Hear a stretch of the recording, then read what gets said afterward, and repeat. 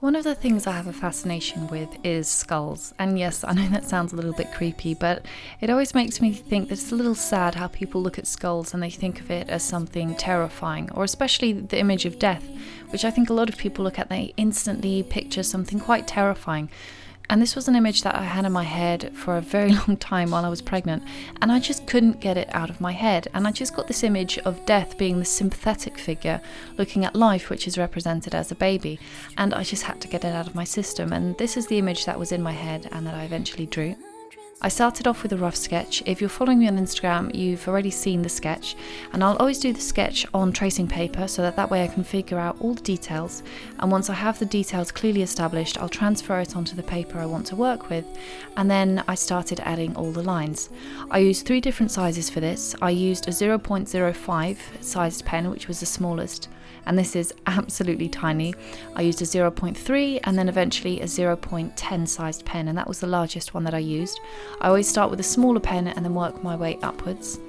After that, I started adding some texture, and this is something I've been really looking forward to doing, because if you look at a skull, it's got all these amazing little textures on it, especially if you're looking at a real skull. It's not completely smooth, and the older it gets, the more brittle it gets. So that's something that I wanted to recreate on the character of Death, and add it on the hands so that way it stood out even more against the baby, which is going to be very untouched and plain.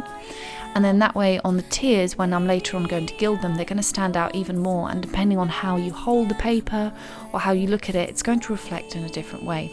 I had to layer this quite a lot because this does flatten out when it dries. In total, I think I used about 6 coats, and once it had all dried and I was happy with it, I moved on to the watercolour.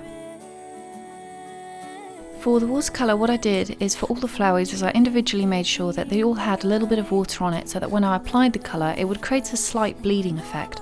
And I wanted to make these colours look a little bit faded on the edges. They still had to be quite vibrant, but I didn't want them to be very starkly bright and colourful against everything else.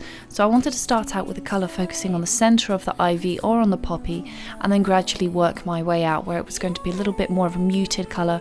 For the ivy it was going to be a little bit more yellow around the outside, and then for things like the poppy it was going to have a much more watered down colour on the very edge.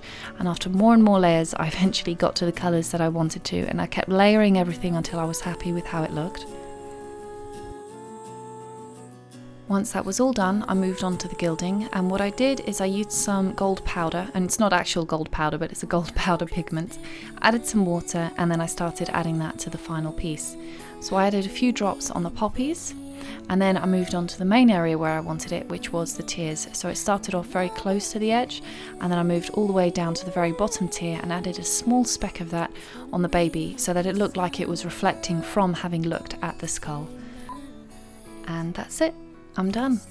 I had a few people on Instagram asking me if I had the outlines available anywhere. I've made those available on my Patreon, so I'll have a link to that in the description box.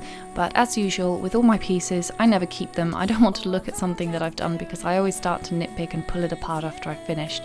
So I'm going to be selling this one as well. Again, I'll have the link for that available in the description box, and I'll have a new video for you soon.